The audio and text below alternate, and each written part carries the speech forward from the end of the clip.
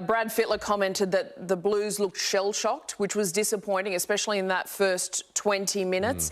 Disorganised was also a word that he used, and it's something that we've already commented on. Who's responsible for organising, and is there now more of a conversation around Cleary and Luai? Do we go back to that old adage? No, we don't. No, we don't. No, it was a great game of footy, and with 10 minutes to go, we were ahead 18-16. Yeah, to Queensland's credit, they found a way through. But look, it's game one. Look, that combination between Coruscant, Cleary and Luai has won 2 premierships in the last 2 years. So I don't think we need to make changes. Look, there's no doubt, as Cooper said, the attack at times certainly can improve. There's no doubt about that. So what conversations do you have, Mick? I mean, they've got the combinations right across the park. They were down 2 wingers and down a player, Queensland. Yet they couldn't get the job done and they were in front. Surely there's a conversation that needs to be had. Oh, they just go back. I think they just go back and have a look at their attack, Cos, and just, you know, continue to work in their build-up to game 2. They obviously under pressure. Luai, Cleary, Arpey, all played together for long periods of time. They scored 10 points last year in game 1, I think as well, got beat 16-10. Cos come back in game 2 and put 44 points on. Yeah, but you got to comment on what's in front of you. Yeah, absolutely. Seen. So you want to change Cleary and Luai? I'm asking you. I'm saying, do you think that they deserve to be dropped? Nico Hines was wasted out there in the centres, was he not? Well, he came on and did a job because Tom Trbojevic left the field, and that was his role tonight, wasn't it? That was his role, yeah? To come on and play anywhere. Yeah? Yeah, that was what he was there for. So do you want to change Cleary and Luai? That's what I'm asking you. They lost the game. They lost the game. New South Wales lost the game. So you change your halves? I'm asking the question. So where does Nico Hines go next time? Well, that's the reality. Tom Gilbert left the field, dislocated shoulder. 2 wingers couldn't finish the game, and they had 10 in the bin, Queensland. Like, just unpack that for a moment. Luai, Cleary, I'm not making any, I would be making any changes, Cos. I'm really comfortable with New South Wales' spine. Thought Tedesco had some really good moments. Obviously, he'd be disappointed with Collins jumping over the top of him, no doubt about that. Thought he had some great involvements. And I thought Nathan and Jarome at times looked really good together. Jarome set up that try for Stephen Crichton. He showed great class, great temperament. He was a threat on that left-hand side. He did. Got a repeat set of 6 at an important time, which you guys got back. And I thought Nathan, particularly in the opening sort of 15 minutes, ran the ball really well and threatened the line. Can they do things better? Of course. Absolutely they can. Do you think it was just that opening exchanges where Queensland jumped out to 10-0 and from that it's already such an advantage through the entire 80 minutes? Points are just so hard to come by at origin level, particularly in game 1. You get out to double digits.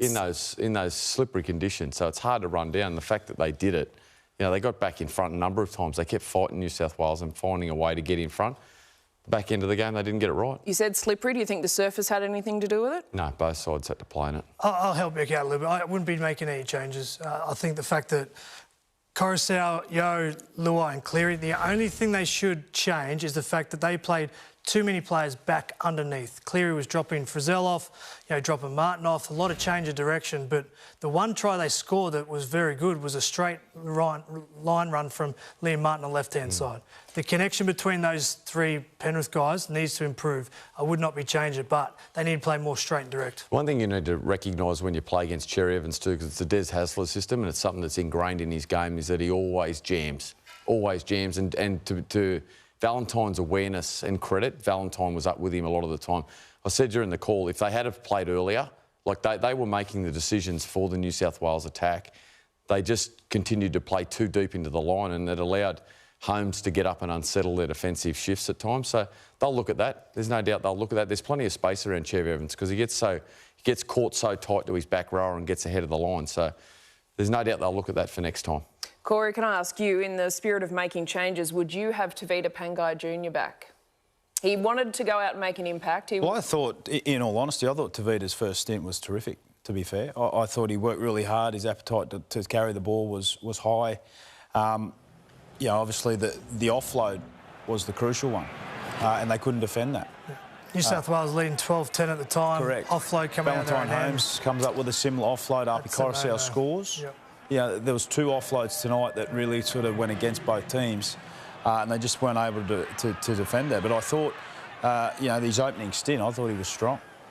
Would you have Tevita Pangai back? I thought he was pretty good. I definitely agree with Corey's comments there. It wasn't a night for offloading. It certainly wasn't, particularly not in yardage. Yeah. And, well, we've all been there where we've made mistakes at origin level, and, you're playing against such quality opposition that you give the opposition a sniff and a chance down on your defensive line, they can punish you in an instant. And we had 2 of those tonight. 2 debutants. Hudson Young went for, one-on-one strip, and I thought he had some really good moments, Hudson. But he went for a one-on-one strip, which is a club play, and he didn't get it right. Unfortunately, Payne dropped off the tackle, but he didn't see Tevita come into the legs. That gave Queensland instant field position. They scored. Tevita offloading in his own half. They scored again. It's just the level of talent you're playing against that you just can't give them an opportunity. And the more New South Wales were able to go set for set with Queensland, the better they looked. But when it got into restart play, Queensland were really good. That's the issue with Tevita Pangai Jr. is that, with his history, those comments and everything, the way that he plays, he's an inconsistent footballer. His good footy is really impressive. His bad stuff can let his team down. And that's the fact that it's a bit of a rocks or diamonds approach with Tevita. So, look, I think that's a big decision for the selectors of New South Wales for Game 2, because when you pick an origin player, you want to know what you're going to get. And with Tevita, it's like, let's cross our fingers and hope we get the good Tevita today. Can you afford to do that in a Game 2 that they must win at Suncorp? That's the biggest question around picking him again, and that's ultimately coming down to the selectors. I don't think those errors, even though I spoke about them, were like... that wasn't what lost New South Wales the game. We should have been good enough to defend them. We should have been good enough to be able to defend them, because, shit's going to happen sometimes out there, and you've got to be able to defend it. And we just... that start really hurt us. The disorganised attack is the thing that let New South Wales down. That's for me. And that period of time when Flegler went off the field, to be able to not defend that time with an extra player, those 2 things they need to address. Where was it breaking down, Coops, for the Blues? Because they were getting territory, they were getting up there, they had sets to play with, so where was it not executed? Well, normally, Coruscant, Cleary get it right. But in this instance, I think maybe the fact that they had a lot of attacking ball on Queensland's goal line forced Queensland's rushing defence to play in their face. To Mick's point, they probably had to play a little bit earlier, a little bit deeper, bring Cherry Evans a bit further out. 1 try was scored, they picked it apart great. They got to the lead through the Appy Coruscant try, and then a couple of errors came into their game. But you cannot defend the fact that Hamiso scored that try. With an extra player, Munster going across the field, I think he beat Cleary, beat Hines. Some pretty good footballers right there. That had to be stopped. It's pretty hard conversations in the review around that play right there. This is the one you're talking about. I think the final 10 minutes, when Brad Fittler goes through this, what's he going to pick the eyes out of? Well, it's about playing the moments. Origin's about moments. It's about coming up with effort plays at a point where you're under enormous amounts of fatigue. Cameron Murray, Nathan Cleary, Nicho Hines, 3 of arguably the best players in the competition. And Munster was able to start on the inside of Murray and finish on the outside of Hines to set up a 2-on-1 on the outside to hammer. It shouldn't happen. It should not happen at all. From a system point of view, they've got extra number, they defended it properly. It's down to those 2 men to make the tackle. That's as blunt as you can be. If you're Billy, the last 10 minutes, how do you go through that? Yeah, terrific. Because what you do is you get a lot of confidence from defending your goal line. You get a lot of confidence from hanging in the fight. And then to see your team react the way that they did when Flegler went down, Taulagi went down, Cobbo gone.